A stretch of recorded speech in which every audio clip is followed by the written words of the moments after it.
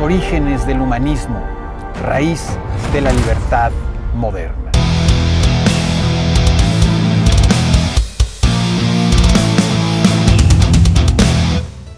Cuando alguien que tiene el poder te dice, tú tienes que vivir así, porque yo digo que tú tienes que vivir así, las posibilidades humanas se ven muy disminuidas.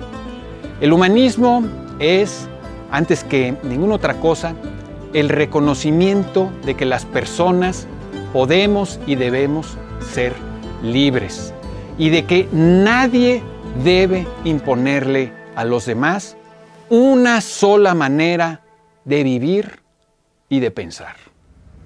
Norman Vincent Peale escribió un bestseller titulado El poder del pensamiento positivo. No lo he leído, pero eso ahora no importa. En cierta ocasión, un joven completamente borracho se acercó a Peale y le preguntó que cuál era la diferencia entre un pensamiento positivo y un pensamiento negativo.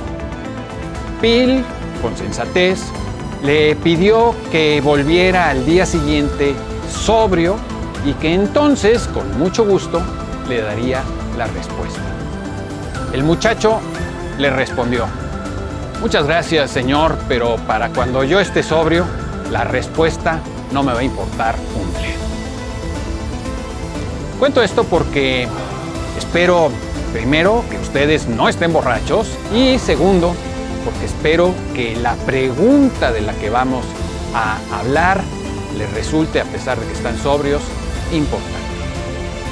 Cuando leemos a los autores clásicos de Grecia y Roma, resulta evidente que muchos de ellos intentan responder a una pregunta esencial.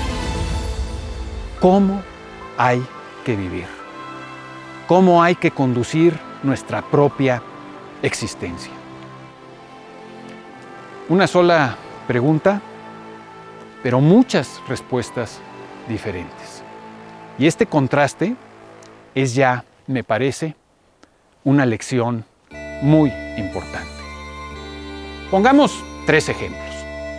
El primero es la inscripción que existía en el frontispicio del templo de Apolo en Delfos, lo primero que veía uno cuando entraba al templo.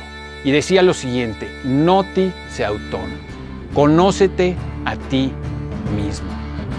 Enfréntate a la verdad de tus propias potencias y de tus propias limitaciones. El segundo ejemplo es de un filósofo presocrático llamado Genófanes, quien con gran perspicacia observó que los etíopes tenían nariz ancha, como ellos mismos, y los trazos tenían dioses de pelo rubio, como ellos mismos. Y apuntó que si los caballos tuvieran fe y pudieran dibujar, plasmarían a sus dioses como caballos. Luego entonces, es obvio que los dioses solo son proyecciones de nosotros mismos y no entidades omniscientes y todopoderosas.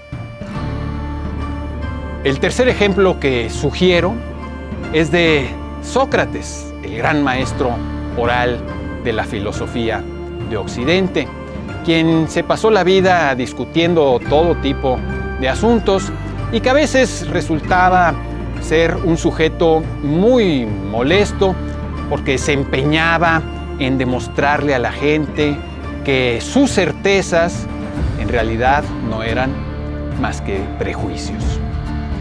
Cuando Sócrates se defendió en el juicio en el que lo condenaron a muerte, dijo que la vida que vale la pena vivir es la vida examinada, la vida en la que nos hacemos preguntas importantes.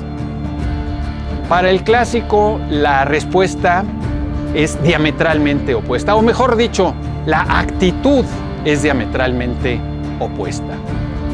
¿Cómo hay que vivir? Averígualo, piensa por ti mismo, experimenta, emprende, investiga. Para el religioso o para el ideólogo, las respuestas a las preguntas importantes las ofrece siempre una autoridad externa. Para el clásico, en cambio, y para los humanistas, la autoridad es interna. Los seres humanos tenemos juicio propio y estamos, a fin de cuentas, solos ante el misterio de la existencia. Esto es lo que significa ser individuos, dejar de obedecer, dejar de pensar lo que piensan los demás, como piensan los demás, y comenzar a pensar por uno mismo para tomar uno mismo sus propias decisiones y hacernos cargo y responsables de nuestra propia existencia.